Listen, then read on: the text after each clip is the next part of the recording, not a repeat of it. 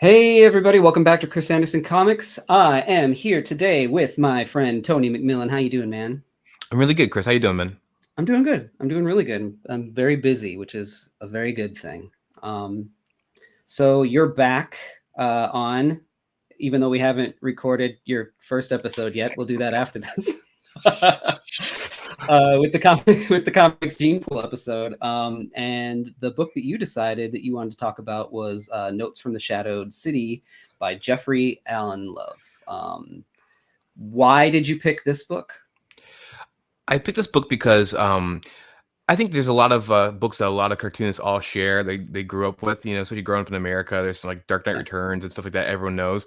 But this is something that I got into when the book first came out, which I think is maybe it's 8 years now. I think it's under 10 years, but I got into it when it came out, and it really lit a fire in me and inspired me a lot. And I'm a huge fan of Jeffrey Alan Love, and I think that the people who know his work, I think love his work, but I think some people aren't aware of him, or maybe aren't aware.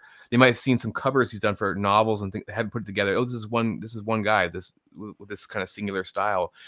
And this book, it was an introduction to his work, but it was also a kind of introduction to a different way of making a book, because this is not exactly a comic book, and he's done comic books, but this one really it inspired me artistically, but also later on when I did my book Attaboy, it just opened my idea to like my mind to do something very different. Like there's all kinds of things you do with drawings and words, and this is a good example. So I didn't try to copy this per se, but I just try to be as creative as this was when I read it.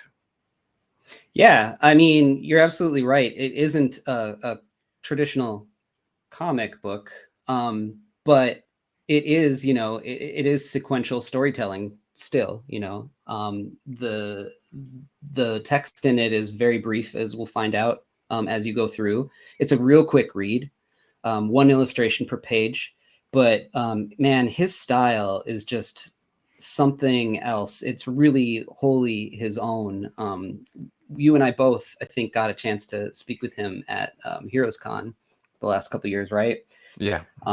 Such a nice guy. Hopefully, I'll get a chance to have him on the show. I know he's real reluctant to do these kind of things, um, but just really interesting. He told me a little bit about his process and stuff, and I'll leave that to him to tell anybody. But one little thing is that he finds most of his materials, he said, at like the hardware store that he works with.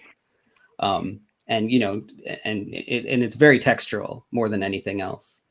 I definitely can admit that when I first got this book, I became a Jeffrey Allen Love clone for like 4 months, and I bought a brayer, and I was doing the whole shtick, and I was going it out for it. And then eventually I realized, well, I can be the world's second best Jeffrey Allen Love, or I could probably be the best me there is. So I gotta Yeah, move past that. But it was really tempting because I was like, oh my God, this styles, it's so much fun. And the tools, I love the draw. I think we all kind of do.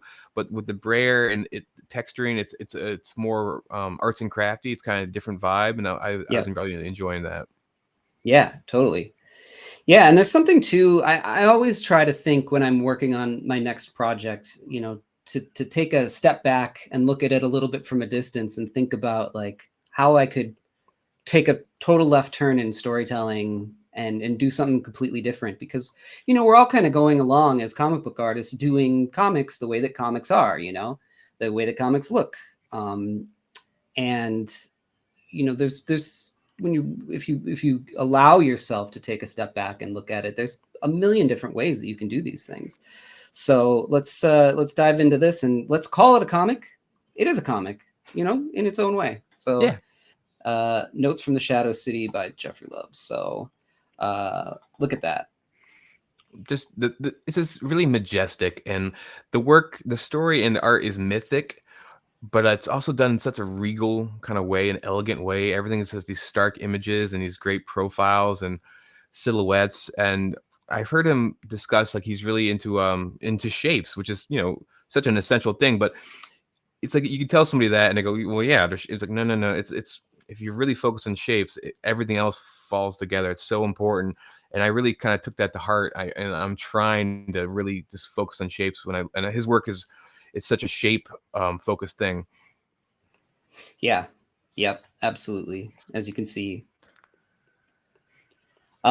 So this is put out by Flesk Publications, and I've never gotten a bad book from Flesk Publications. I think that you can go and just throw a dart at any of their booths and hit an amazing book. I think that like I'm going to do a couple episodes just of books that I like, and I bet you half of them will be Flesk books. No, they're super quality. Like the artists they pick, they work with, and then the books themselves just feel so nice in your hand. Yeah, and this is a little bit different because this is sort of small and paperbacky. A lot of their books are not that. A lot of them are big Right. and hardcover. So okay, so it starts out like this. So I cannot remember my name or how I came to be in this place. What a great way to drop you into this world. It's very lyrical to me the way it's written, and like I said, it's very concise. There's not, but it's always mysterious. It's very dreamlike, and it feels like if David Lynch was going to make a Conan movie or something. It's this weird fantasy thing, but it's operating in a different kind of presentation. It's tonal, it's Yeah. more of it's got this tone to it. So Jeffrey was a musician, you're a musician, I'm a musician. I think a lot of comic book artists are musicians or illustrators or sequential storytellers, let's say that, Yeah. are musicians. And there is definitely, when I know when I work, there is like a musical symmetry to the way that I lay out a story. And try to have an overarching tone to the whole thing. It's not just go and think about one page at a time. It's you lay out the whole thing. You think about, the way that the story is going to feel as you're going along. And I don't think a lot of people, think about that. Yeah. Jeffrey definitely does. No, I think you said it's very insightful what you said. I didn't know he was a musician, but it makes a lot of sense. Mm-hmm. Mm-hmm. So the only clue I have is this journal, which leads me to believe that I have been traveling for some time to conduct research on lesser-known magical swords. Lesser known. It's a good job if you can get it, like that's good work. Yeah. Not your average run-of-the-mill magical Right. swords, but lesser known. These swords you haven't heard of, trust me, okay? Like these are the swords that inspired Nirvana. It's not, Yeah. MTV swords. So I'm not going to go over like every single page, but we're sort of dropped into this world. This image is amazing. And I'm just noticing the little door at the bottom with the guy going into it as we're looking at this. What's cool it being a quick read is I've read it a lot of times, and it's fun to kind of just pour over and go, oh, that's a little face, or this is that. Oh, it's great. Yeah. You're a texture guy. I'm a texture guy. Jeffrey is a huge texture guy. Are you a big Sergio Topi fan at all?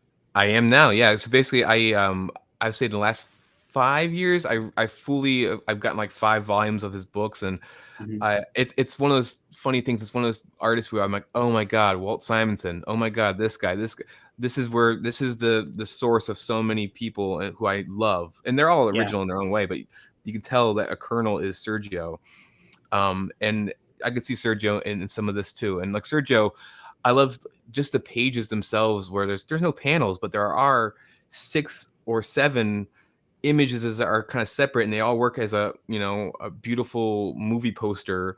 But it's great. I haven't done it yet. I haven't fully figured out how to rip them off, but I'm trying to really hard. Yeah, I mean, if you do it 1-to-1, it's going to look like a Sergio Topi thing. But the reason that I bring it up is because he has a lot of texture in his stuff, and he makes things that when you look at it up close, it looks like scribbles, and then you pull back, and it's just like perfect, beautiful, almost photographic representation of what it is. But he would always have these sort of these textures in there that I could not figure out. And when I first discovered him, I don't know, it was probably 10 years ago. And I had asked, I know Dan Panosian is a big Sergio Topi fan. And I'd asked him like how he did it, and he said, yeah, he probably takes like a cloth or something like that, and dips it and then, blots it and tests it and then goes in and bop, bop, bop. And that was the first time that I was like, oh, you can go in and add texture with things that aren't just a quill and a brush and a marker and things. And so then I started doing things like that. And I just love the way these things that you get, uh, like I always say that, you and your ink and your art, it's a conversation between Mm. what's happening on there and you, and it kind of sometimes tells you what it's going to be. And I just love that, um, you know serendipity of whatever is going to land on the page, and then you go from there. I feel the same. I feel sometimes I'm improvising with the page, and so it is. And back to music, it's very much like I'm trying this note. Maybe it goes off, but then you do this, and like, okay, then I'll try this, and then we're working together now, and I think that's kind of a beautiful alchemy if you can get it right. Yeah, absolutely. So this character sort of drops into this world and says, so I'll keep writing and drawing what I see in the hopes of coming to some sort of answer, and of calling myself back to me. So this character is going to start doing sort of an illustrative journal of what it sees at this shadowed city. So there's like this city floating above in the clouds with these sort of like, Lovecraftian arms Yeah, coming down. I love it. And then even darker down here is this shadowed city. So he just starts talking about these characters that he sees, and there's like this moth-winged guardian of the southern gate. Like, amazing. Look at that. He must have, I don't know if he folded the paper. No, it's because it's not symmetrical. It's not like like Right. a Yeah. Rorschach test at all. And then you can see on the hand too. He's drawn with maybe like a China pencil. Yeah, I like a think. white, Yeah. like Yeah. a white China marker, Yeah. or some sort of paint. The sword and it's really fun. And then, especially not to be like super topical with the AI kind of stuff that everyone's talking about. It's really fun to see something that's so handmade. It's so like, no, this is somebody's hands are very dirty and they're making this image for you. And there's a lot of grit in there and there's a lot of personality. Yeah, I wonder if he started doing this sort of just um in sketchbooks and stuff without a story, and then just kind of built it around it. It feels like that. It's funny. It feels like the good version of like the image guys who like you just had like three crazy pinups and you eventually figured out a story behind them and you kind of pieced them together for the first like year of image. But this is much better high art version of that. And it's all the better for it because like some of it is so like it's like there's got one part of these guys with masks who are smoking cigarettes and drinking coffee, and it's like, what is this is insane. And then it it cuts to something else which has is sort of barely related, but it all kind of gels together with the framework of the story he's kind of showing you. Yeah, yeah, yeah. I mean, getting back to music again, like anybody who's ever jammed before, and followed the wherever the rest of the group is going, is perfectly built for doing something like this, Yeah, for making something first and deciding and figuring out what it's going to be later, and it keeps it loose, and the book is the parts that are kind of poignant are surprising. Like it wasn't sort of like, oh, I could tell he's building up to this part where we're supposed to feel something. Out of the blue, he has these lines or these images, and I'm kind of like, oh wow, I'm really touched. And it's because I think he's kind of stumbling upon it himself, and then he puts it in the book. And I don't know. I think it's very loose, but it's still orchestrated, enough to be a bunch of choices. Yeah, yeah. I love the spot color with the string. Yeah. He could have gone in and he could have gone with the China marker here and a dark line there, but no, like the red pushing out, really, it's a great choice. And Again, I love the figures too. Their arms are so just gigantic and kind of bent, and everyone's all hunched over. yep. I mean, it almost looks like there could be another person inside of here with like a thing there's on. two kids behind a trench coat in every figure you Totally. see. Yeah. Yeah, and I love the way he just kind of makes a symbol of feet. It's Right. it's fast storytelling. You don't need to detail everything. Just come on. Yeah. And I love like the wavy hair he puts on people, and then there's the next page after this. There's this giant city on top of the snarling city on top of this kind of dog creature Yeah, looking thing. Incredible. the snarling city, love it. Such creativity going on here, like at its best. Yeah, and like you said, there's so many characters and ideas here. They could all be their own book, but he's just gonna like throw it all in together. It's an abundance. Yeah. I love how the texture just sort of changes right here, and then Right. you can just tell that it's this guy looking down, and Yeah, it kind of suggests like, oh, this is where maybe the flesh is exposed, and that's a metal mask, maybe, or and the yeah, thorns. or Yeah, a visor or anything. right, Yeah, this guy, like what? Their elaborate hairstyles. What the heck? Come on, man. and here's some of the guys with the masks at the cafe. Mm-hmm.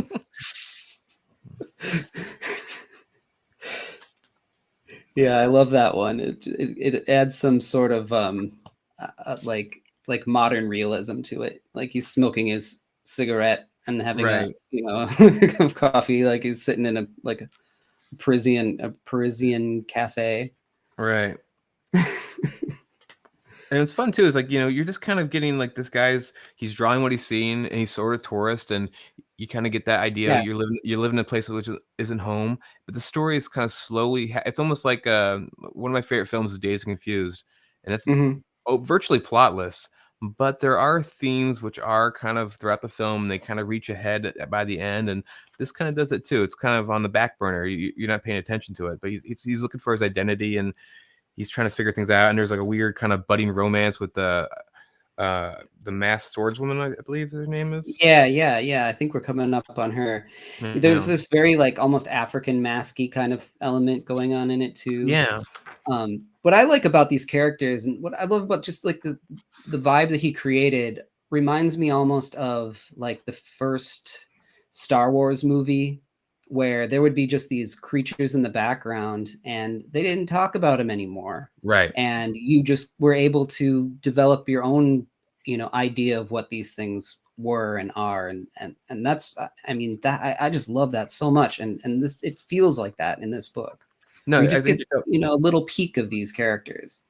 and that's so much. This is so powerful. Like, there's a part in Mad Max Fury Road where there's some people on these stilts who are walking around the desert, and the characters just stare at them, and they're never mentioned again, and that's great. I don't want to know. Yeah, It's so much more exactly. fun. Yeah.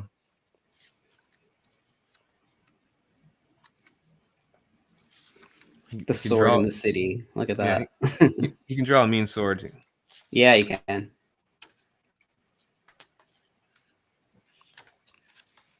There she is. Yep.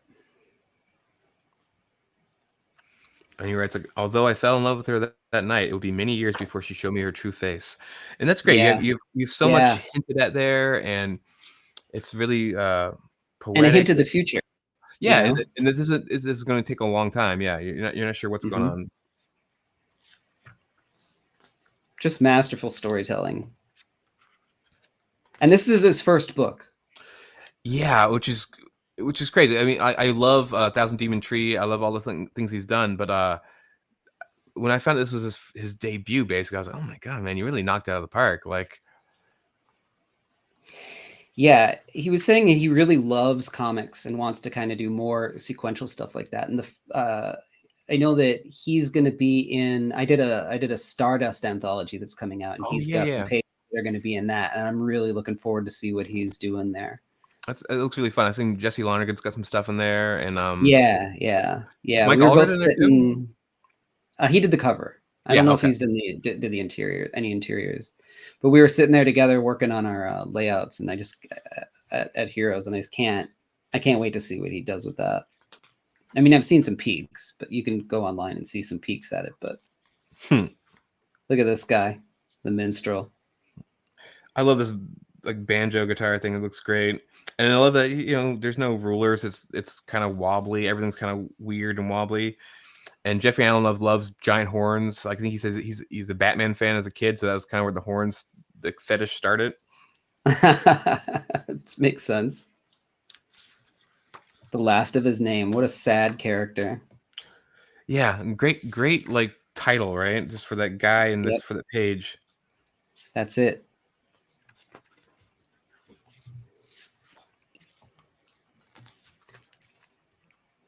The black sun brought swarms of night things.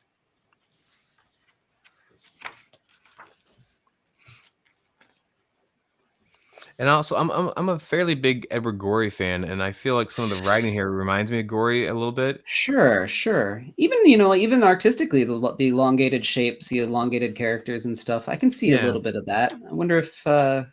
he's a big Edward Gorey guy. Something to ask. And look at this. Look how you can see the face in here, but it's just so faint. Right. It's almost like, is it there? Am I making that up? Humans are predisposed to see faces and things, but Yeah, it's a it's there. pareidolia, and I do that all the time. I look at the ceiling or the floor, and I'm in the bathroom, and I'll see a face, and I love it, and it's exactly what it reminds me of. Especially as a kid, I would spend so much time just doing that. Yeah. Yeah, outlets and all that stuff, Yeah.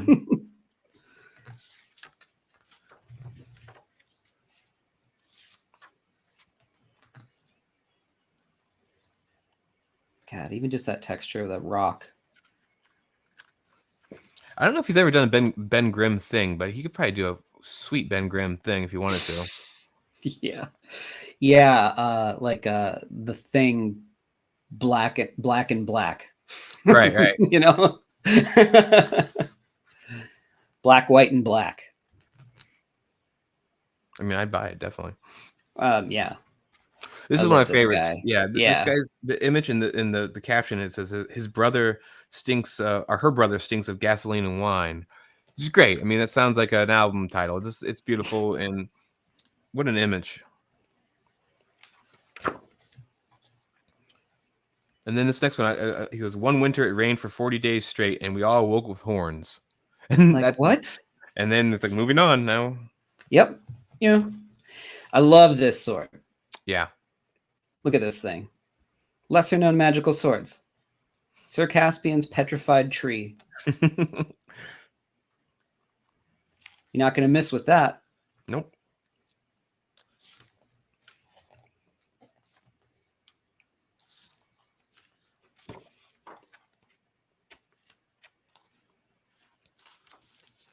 I think when I was getting into this, I was also on a Ollie Moss kick. I was really into silhouettes and again shapes and what can be pulled out of those. And so this really, I was really primed for it. I think by that kind of stuff. Sure. Sometimes that's how things work. It leads you on a path. Yeah. I love this. Above me circled what I took to be a large bird. It was not a bird. Yeah, there's definitely a sense of humor in a fun little way. Like it's not like making fun of itself. It's just kind of like there's clever little wit to it. Yeah, and the way that he has the texture and the way that the sort of white laid down here, it almost looks like veins in a bat wing.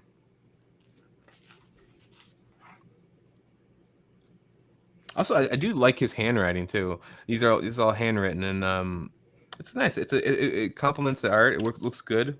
It's readable. It really does. It really does. Love the castle head. Yeah. I saw an illustration like this when I was a kid of like a giant with a castle head, and it always really stuck with me. In my heavy metal story, I have this giant fat thing with like a city on top of his head, too. I love it. I went to Italy like 7 years ago, and it was a place called Cinque Terre, and it's one of the posters we brought back is a giant with the whole city on its back, and that stuff's so fun. And I love that. yeah,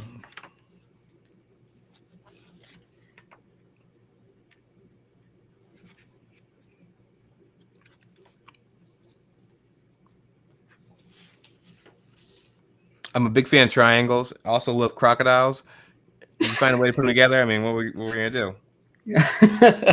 So really this is your favorite drawing. Yeah, right here. This is all I ever wanted. Also, this guy I always thought like he's like Rob Liefeld, Jeffrey Alan Love. This guy could be on Brigade. This guy looks just This guy right. here? Yeah. Totally. Mm-hmm. Actually, I want to see Jeffrey Alan Love do the pouches. That'd be kind of awesome. That would be a little bit awesome. I love this little arrow flying out in here. Right. Like that's going to do anything. Unless it's going right into this hole, which is his weak spot.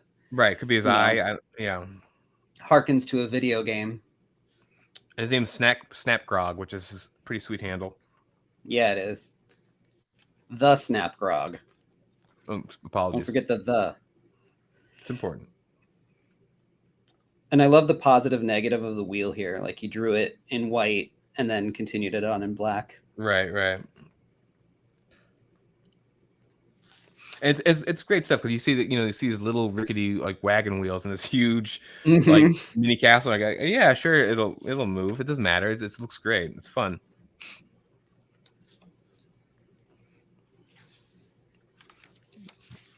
Some more of his true love. Her exploits. And so now this part of the story, it's starting to kick in a little bit. Like he's trying to really figure out who he is, and figure out his name and stuff. And so he's going to go visit the floating city, basically, which is full of some fancy people who can maybe help him. This is creeptastic. This almost looks like a corpse, like a real corpse.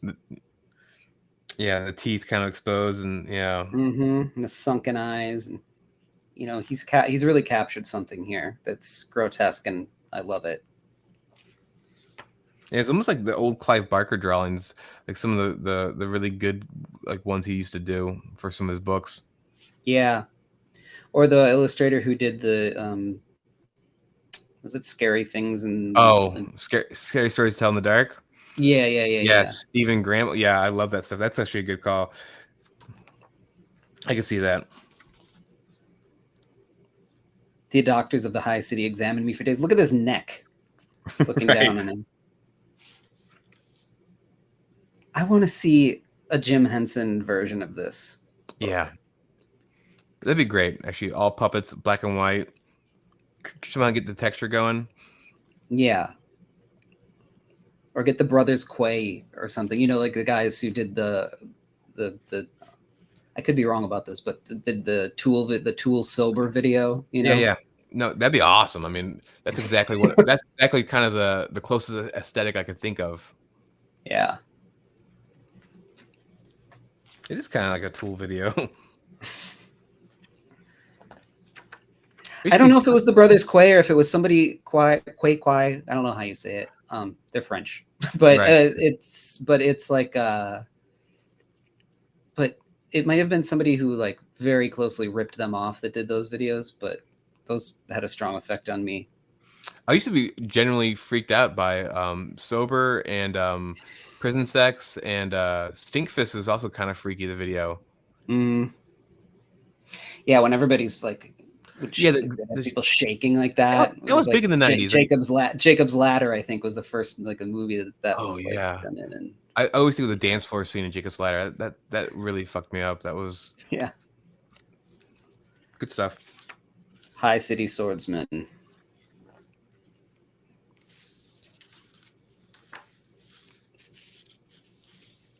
Look at that skull face. Beautiful. Yeah.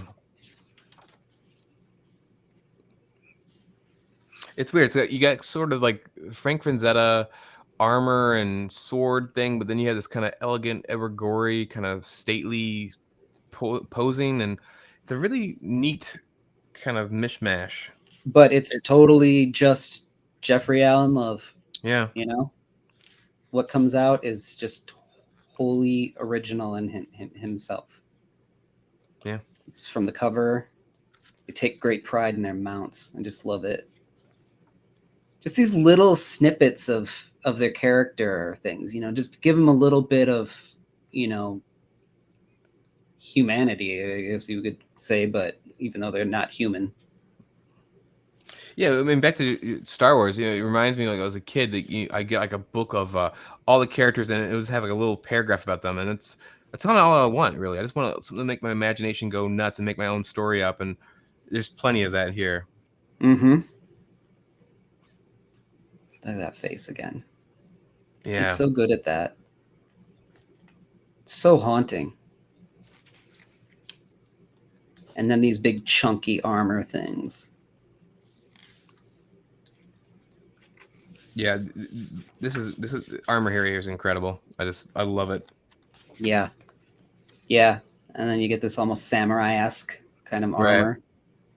and the red face is great. More of the sunken eyes and kind of shadow under the nose, and a little white on the reflection on the nose in this guy. Yeah, Which one? This one here?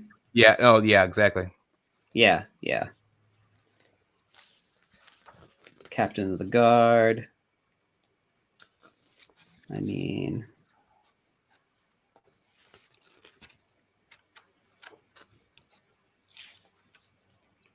I would got go a for skin Jeffrey. beneath. What's that? Well, go Oh, ahead. I could go for a Jeffrey Alan Love like haberdashery book. Haberdashery, just all like hats and fancy clothes for these kind of like, people and ghouls and stuff. Yeah. Yeah. Yeah. Yeah. Now here he really nails it Oh yeah, on this skull. love the line on on the side there. Mm-hmm. It's great. Even like I don't know what that's called, but that like sort of hole here. Oh yeah, it's like as part of the sinus or something. Yeah, Yeah. I was thinking actually, most great artists have a really special way of doing skulls. Like Mike Mm-hmm. Mignola's got like a Mm-hmm. his skull. I don't think I've Yep. found mine yet, but I was like, it's like a lead singer's the way they yell, yeah. You gotta have a cool Yeah. way to do that. I think most good artists have like that's their skull. You got to workshop your skull, man, Yeah, it's got to be and then there. you'll have made it.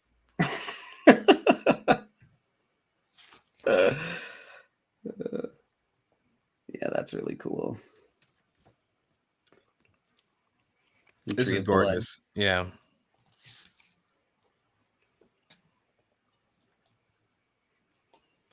and the red comes in really strong here. It's really, really almost like psychedelic. I love it. Yeah. And the end of the book is a great ending. Like at the end of your dream, a robed bird will offer you a sword. Take it, Yep. and then we're out. And that's it. Yeah, Yeah. Looks like a plague mask almost. Love yeah, it. And boom. yeah. Kaboom. What a gorgeous book from a fantastic storyteller and just undeniably incredible artist. He's got a new book coming out soon, and I just cannot wait to see what the future holds for Jeffrey Alan Love. Yeah, I bought my season tickets. Like whatever he does, I'm gonna pick up. Seriously. Well, you know what? I bet there's a lot of people who may have never heard of his work, seen his work. Hopefully, we're turning some people onto his stuff. Thanks for bringing this on, and like absolutely. Also, same.